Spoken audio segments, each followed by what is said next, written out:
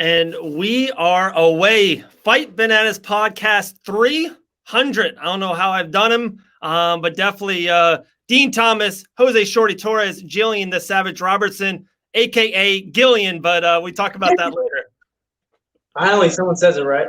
Hey, man, congratulations on 300 shows. But first, I just want to say, considering the political climate we're in right now, that, I'm trying to bring us all back together. You know what I'm saying? I'm trying to bring it together. And it doesn't matter what your political views are. I mean, you can have any view you want because Gillian is a big-time Trump supporter.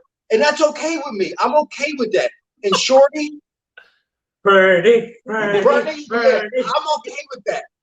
I'm waiting for Marion Barry to run for president because that's who I want to win the presidency. But listen, no matter what your political views are, you're okay by me. Oh, Kanye, my bad. Kanye 2024. Kanye 24. Yeah. Well, very cool. I guess let's hit that just a little bit, and then we'll have fun, and we'll talk about whatever comes up, and a lot of big stuff. Submission Underground Sunday fight coming up in October. The basketball players kind of did the boycott, and they left, and Israel Adesanya kind of threw that out there in the last 12 hours. I don't know if you guys heard or saw. Do you think there's any way that a mixed martial artist, a UFC fighter, would say, hey, I'm not going to fight. I'm going to sit this one out for whatever reason? Do you think that can actually happen in 2020 climate? Y'all looking at me? No. I say no. The reason why is because like these basketball players get paid. Right. They're automatically paid. They have so many games a season. Right. So they're already paid so many times per game. If they miss 2 games, they're still financially stable. For us MMA fighters, whether we believe it or not, unless we're 100% stable most of the time, they're not going to do it. Again, look at John Jones taking care of his community. That's awesome, but he's financially stable.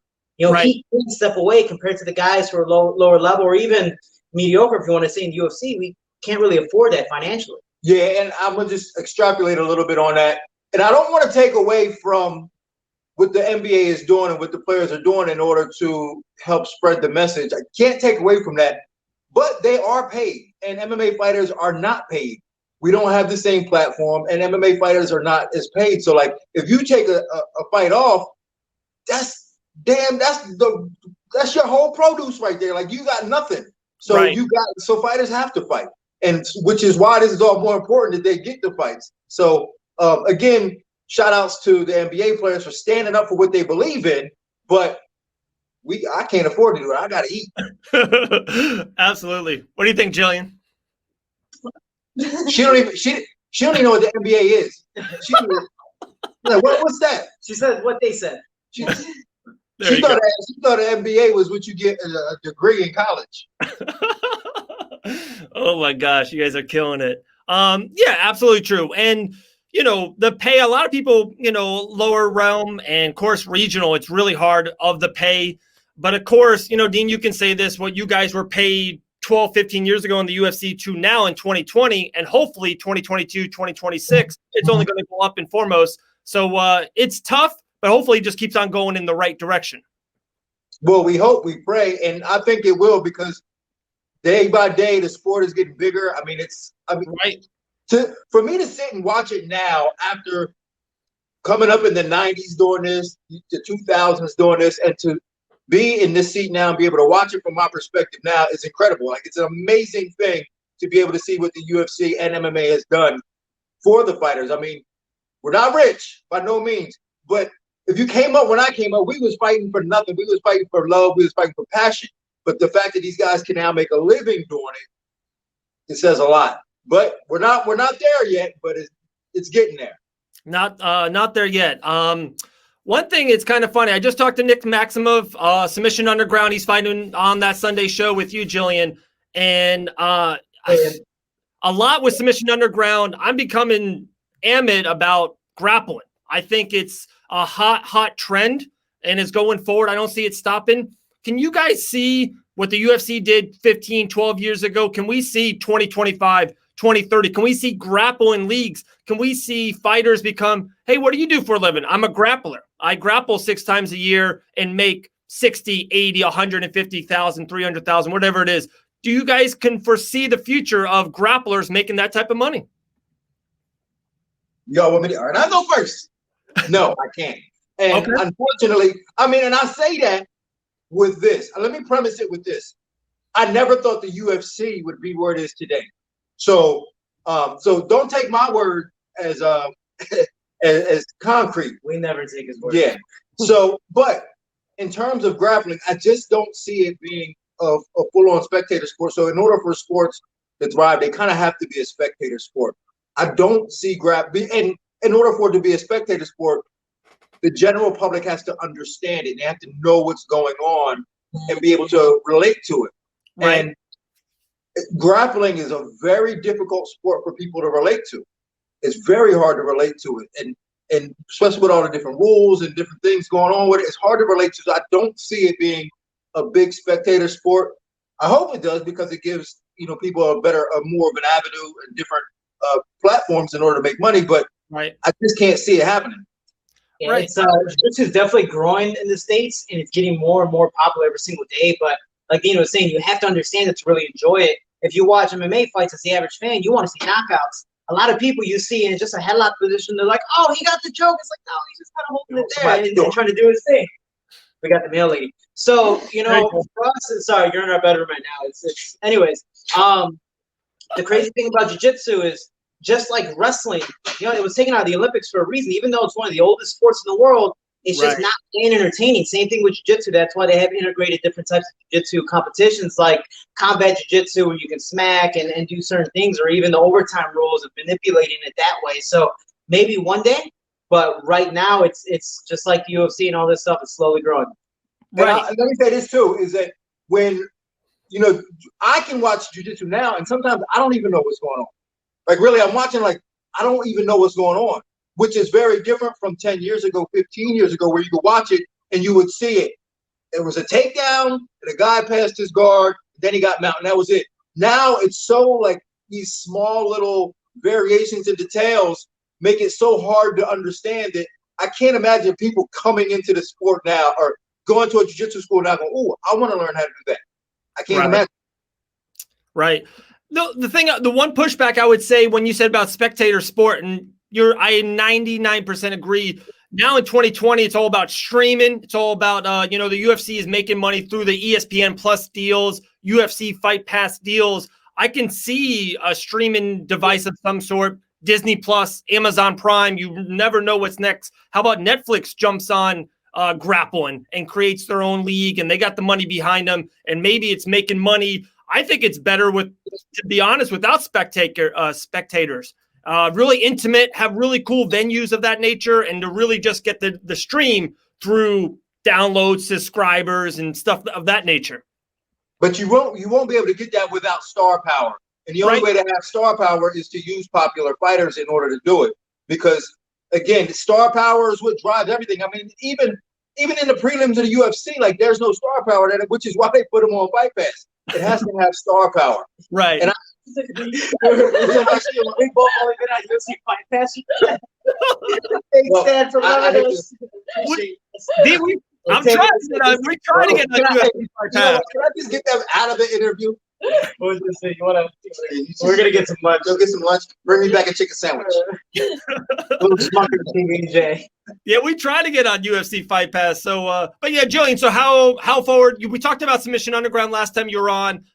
Finally, going to fight or grapple this Sunday. How looking forward are you to grapple this Sunday?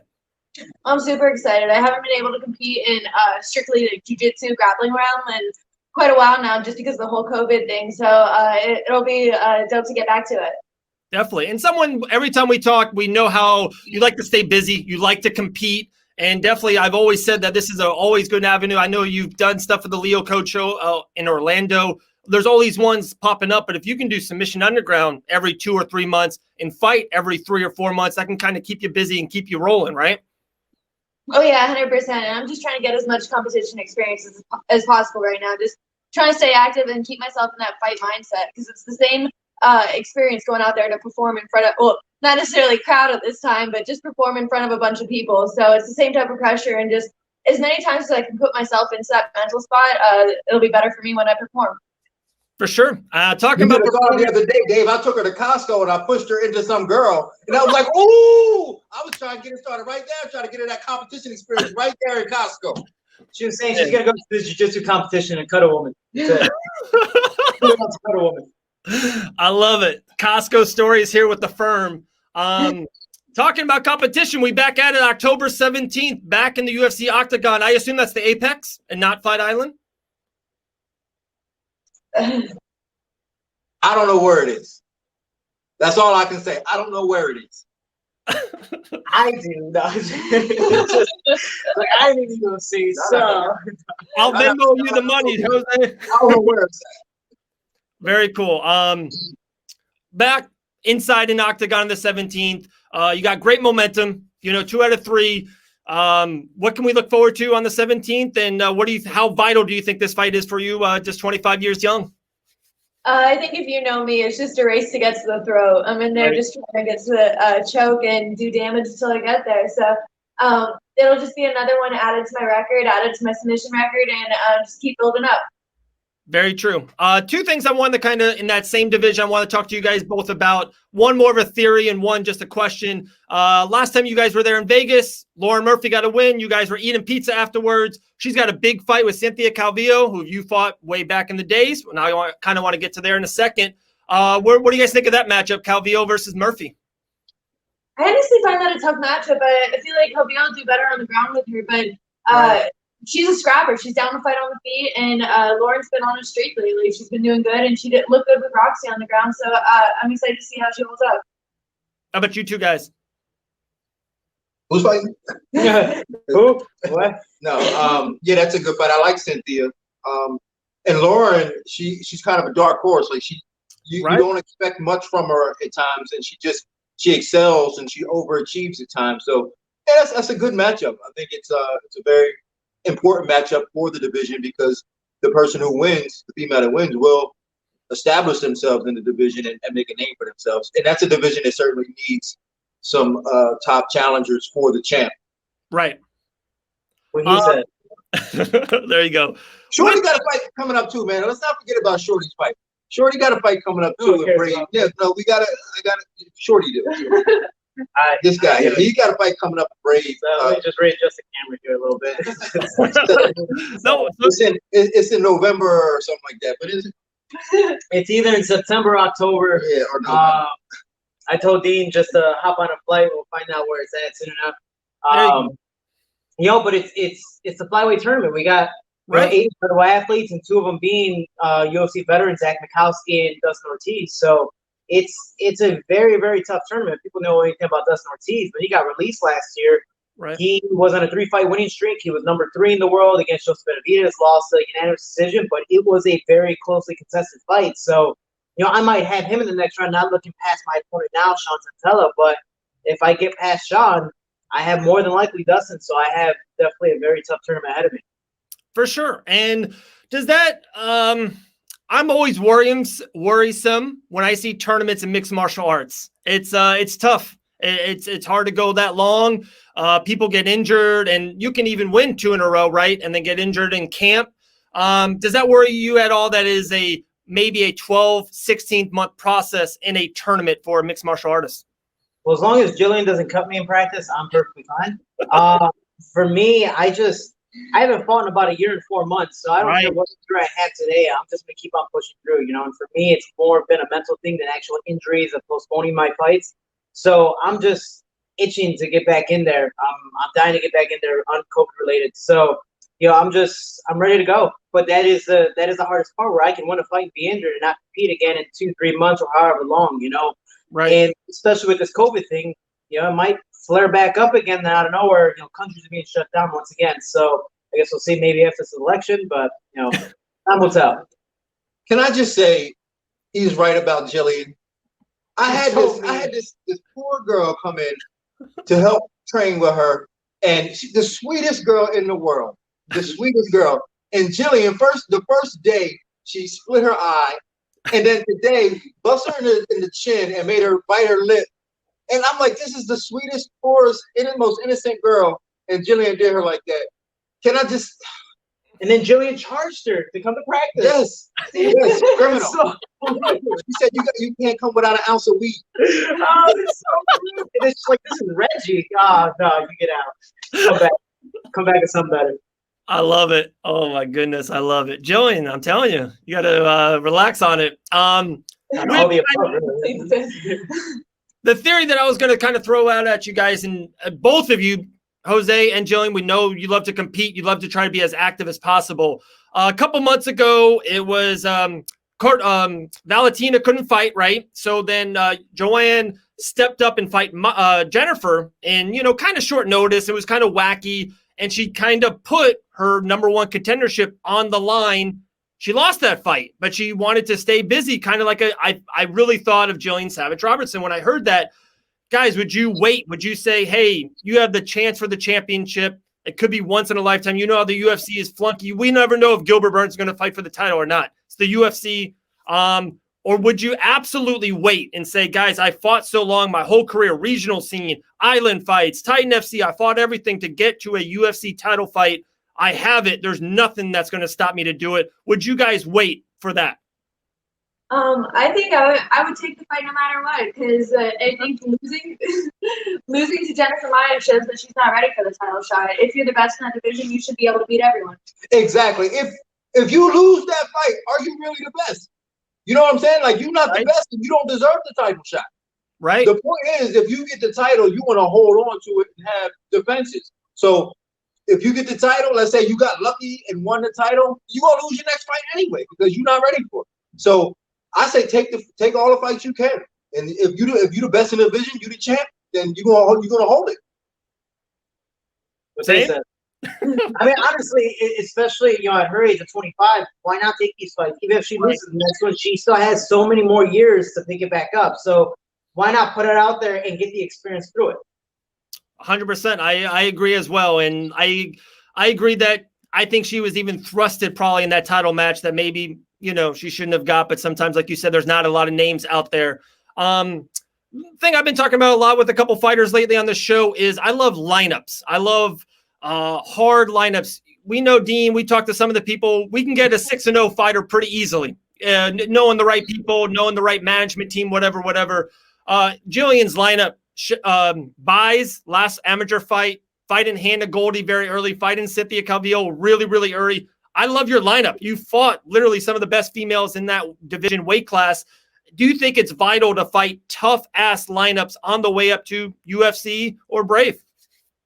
Well, going along the same lines of what we just talked about, it is kind of, you have to have some quality opponents on your way up because you can't get spoon-fed a bunch of opponents because when you get to the UFC, you don't call the shots no more.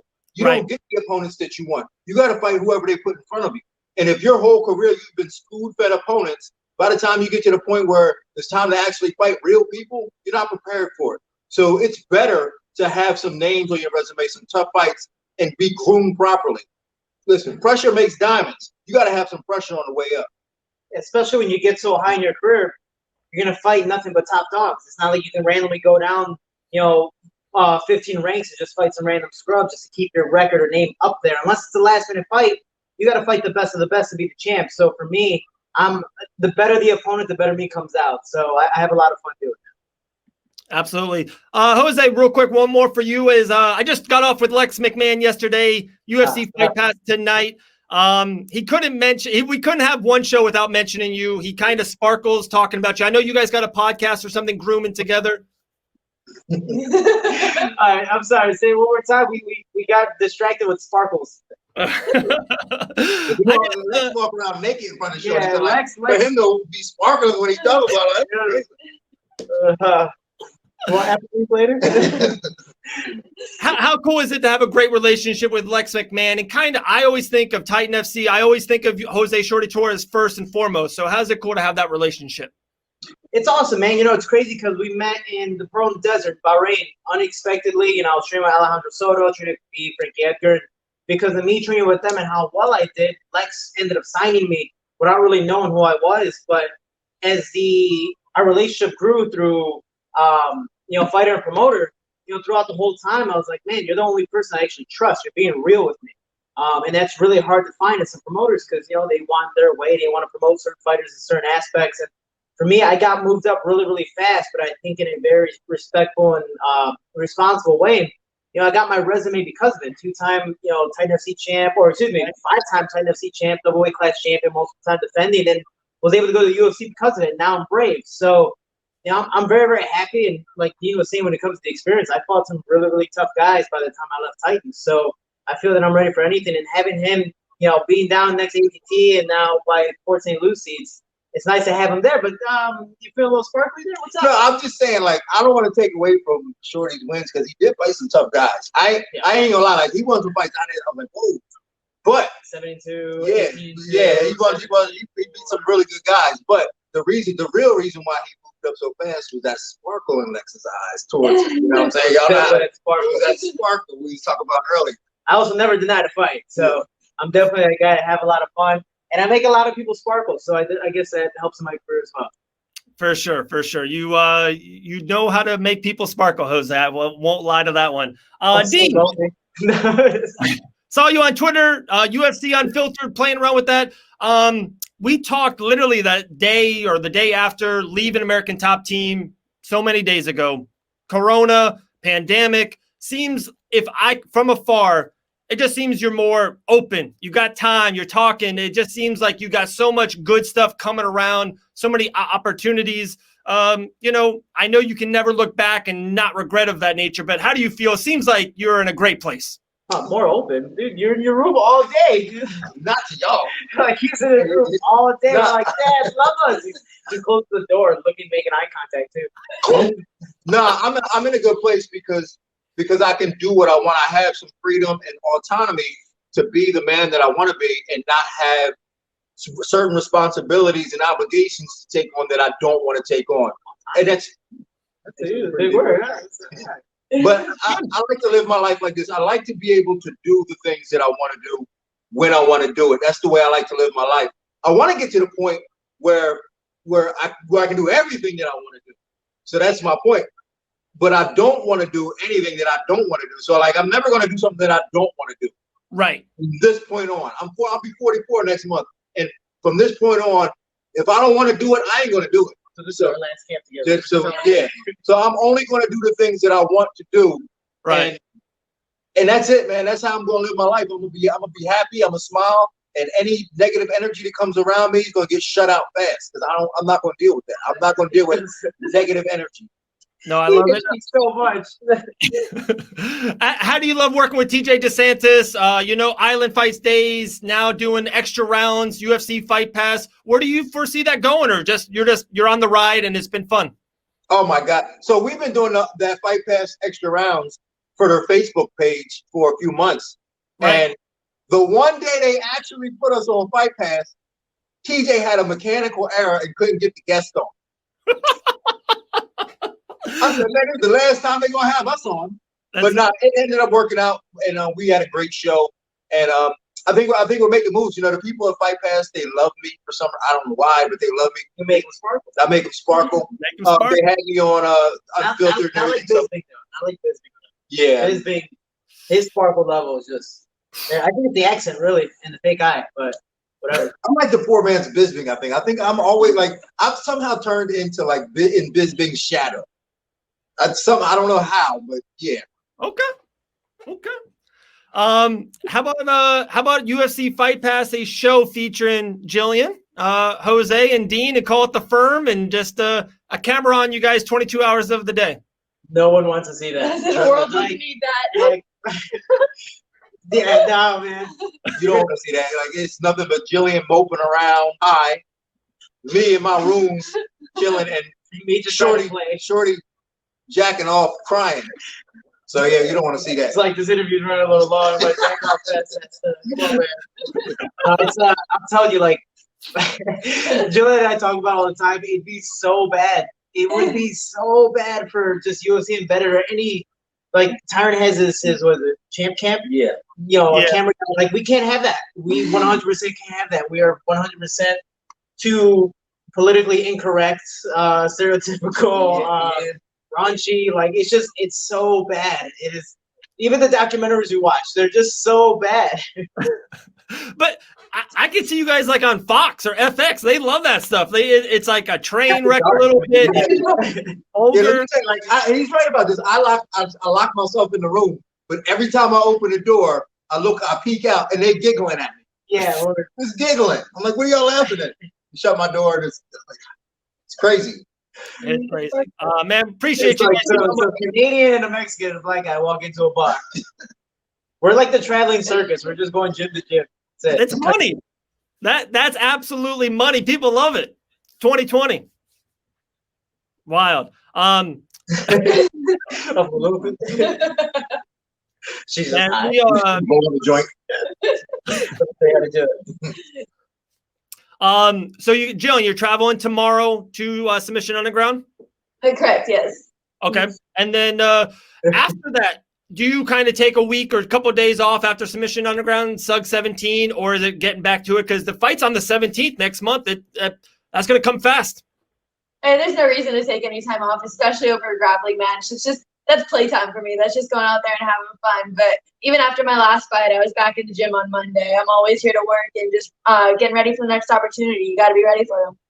Absolutely. Guys, I always appreciate your time. I know time is valuable. Time is money. I let you guys get the floor. Any kind of, Manscaped as a sponsor, or Jose, any kind of sponsorship of that nature. Dean. Well, thank you. She just did a Manscaped post. You guys run y'all's. I just want to say unfollow Jose Shorty Torres, and that's my it. boss, thank you. I just want to say that is the #1 hashtag she uses every single post. If you click hashtag on her phone, unfollow Jose Shorty Torres comes up first. That's how against me she really is. It's the firm. I love the environment. For me, if you want to help support my foundation, 100% of my proceeds on my website, teamshorty.com, go to my foundation to help keep kids, teens, and young adults inside the gym and off the streets. And even right now, with some gyms being closed, I'm buying enough sport equipment and donating it to other foundations and local neighborhoods to give it out to the kids so they can get back in the sandlot, the parks, and just get off their phone and have some fun and live a life. Absolutely. Absolutely. Great cause. How you guys done through this pandemic where I feel like we're on the outside of it, hopefully on the ladder? How do you guys think you've done through the 6 months of 2020? But I feel like somebody's going to just push the ladder when we get to the top. No, I mean, it's honestly, it's been great. I mean, we've gotten to spend a lot of time together and get a lot of work in together. But Gillian gave me coronavirus, so I couldn't go to Fight Island. I said I didn't know who Dean was and traveled. Yeah. So it's been great. It's like the story of our life. It's been an adventure in a house. That's really all it's been. Right. I kind of what you said there a little bit, Dean. I agree with you. The cream rises in tough situations. And to me, this is, and we talked about, I think last time, I've used this to a big benefit. The podcast has been on fire, especially the last 4 or 6 months. People are not traveling as much. And I use this to kind of do more work, spend more time with the family. The family's great. We're all healthy. It's not the correct thing to say, but it's been okay for us. You know what I mean? We made it work. Man, listen, I'm always going to make everything work. That's why, that's the reason why, and I know this is kind of a unpopular opinion, but I don't follow politics because I'm going to make my life work no matter what. Right. You know what I'm saying? So wherever, I only focus on the weather around me. I don't care if it's raining in Seattle.